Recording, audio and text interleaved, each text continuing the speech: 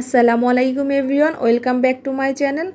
আমি আজকে আপনাদের প্রেশার কুকারে গরু মাংস রান্না করে দেখাবো। কর্মব্যস্ততার কারণে অনেকের হাতে একদম সময় থাকে না, চাইলে এভাবে অল্প সময়ে ঝটপট প্রেশার কুকারে গরু মাংস রান্না করে নিতে পারেন। আশা করছি সবার ভালো লাগবে। তো ভালো লাগলে একটি লাইক, একটি শেয়ার দিতে ভুলবেন না। তো এখানে গরু মাংস রান্না করে নেওয়ার জন্য আমি এখানে 1 কেজি পরিমাণ গরু মাংস নিয়েছি, আর হালকা কুসুম গরম পানিতে এই গরু মাংসটাকে ভালোভাবে ধুয়ে পরিষ্কার করে নিয়েছি। তো এখানে প্রেশার কুকারে আমি হাফ কাপ পরিমাণ সরিষার তেল দিয়ে দিব। আপনারা চাইলে এখানে সয়াবিন তেল দিয়েও রান্না করতে পারেন। তেলটা গরম হয়ে আসলে দিয়ে দিব কিছু গরম মশলা, দারচিনি, এলাচ, লবঙ্গ আর তেজপাতা। দিয়ে দিব পেঁয়াজ কুচি। তো এই মশলাগুলোকে ভালোভাবে একটু তেলের সাথে মিশিয়ে ভেজে নিতে হবে।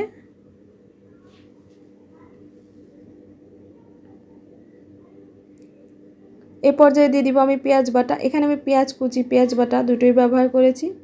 আর একটু চেষ্টা করবেন পেঁয়াজ বাটাটা দেওয়ার জন্য, তাহলে গ্রেভিটা অনেকটা ঘন হয়। দিয়ে দিব 1.5 চা চামচ আদা বাটা, 2 চা চামচ রসুন বাটা।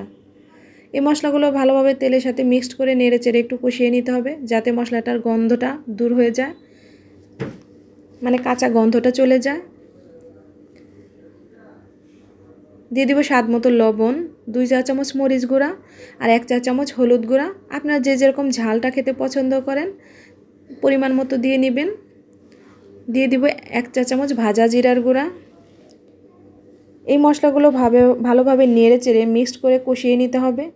তো এখানে আমি কষানোর জন্য অল্প পরিমাণ পানি দিচ্ছি, যাতে মশলাটা পুড়ে না যায়।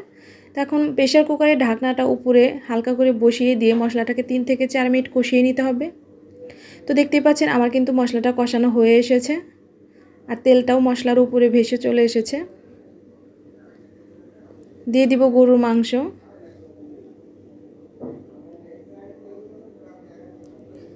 মশলার সাথে গরু মাংসকে ভালোভাবে নেড়ে চেড়ে মিশিয়ে নিতে হবে। এ পর্যায়ে কষিয়ে নিতে হবে 15 থেকে 20 মিনিট। তো মাংসটা থেকে কিন্তু অনেকটা পানি ছেড়ে দিবে, ওই পানিতে এই মাংসটাকে কষিয়ে নিতে হবে। তো আমি ঢাকনা দিয়ে একটু ঢেকে দিচ্ছি। তো দেখতেই পাচ্ছেন আমার কিন্তু মাংসটা কষানো হয়ে এসেছে, আর পানিটা অনেকটা শুকিয়ে এসেছে। এর পর্যায়ে আমি রান্না করে নেওয়ার জন্য পানি দিয়ে দিব। আর প্রেশার কুকারে পরিমাণ মতো পানি দিতে হবে। প্রেশার কুকারে কিন্তু পানিটা যেরকম দিবেন সেরকমই থাকবে। পরিমাণ মতো পানি দিয়ে ঢাকনা দিয়ে আমি 4টা সিটি বাজিয়ে নিব। ফিরে আসছি 4টা সিটির পর। তো ফিরে এলাম 4টা সিটি বাজার পর। তো ঢাকনাটা খুলে আমি দেখাচ্ছি। দেখতেই পাচ্ছেন মাংসটা কিন্তু অনেকটা সিদ্ধ হয়ে এসেছে, বাট ঝোলটা কিন্তু শুকায়নি। তো আমি ঝোলটা টেনে আসার জন্য এখন আমি হাই হিটে 5 থেকে 6 মিনিট রান্না করে নিব।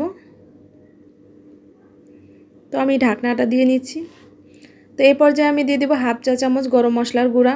এই পর্যায়ে গরম মশলাটা ব্যবহার করবেন, ফ্লেভারটা ভালো আসবে। তো নেড়েচেড়ে মিক্সড করে নিলাম আর ঢাকনা দিয়ে ঢেকে দিলাম। তো ফিরে এলাম 5 থেকে 6 মিনিট পর। তো দেখতে পাচ্ছেন অনেকটা কিন্তু ঝোল শুকিয়ে এসেছে। এ পর্যায়ে আমি 10 মিনিটের জন্য একদম চুলার তাপটাকে একদম লো হিটে দিয়ে রান্না করে নেব। দেখতেই পাচ্ছেন লো হিটে দিয়ে রান্না করার পর ঝোলটা কিন্তু অনেকটা ঘন হয়ে এসেছে, আর তেলটা কিন্তু ভেসে উঠেছে। লাস্ট পর্যায়ে আপনারা 10 থেকে 12 মিনিট এভাবে চুলার হিটটাকে একদম লো হিটে দিয়ে রান্না করে নেবেন, তাহলে মাংসটা দেখতেও সুন্দর হবে আর তেলটা উপরে ভেসে আসবে, খেতেও কিন্তু অনেকটা মজা হবে। দেখতেই পাচ্ছেন গরু মাংসটা কতটা লোভনীয়। এভাবে চাইলে ঝটপট রান্না করে নিতে পারেন একদম অল্প সময়ে। যখন তখন মেহমান আসলে এভাবে রান্না করে তাদের পরিবেশন করতে পারেন, সবার ভালো লাগবে। আজকের ভিডিও পর্যন্ত, সবাই ভালো থাকবেন, সুস্থ থাকবেন। আল্লাহ হাফেজ।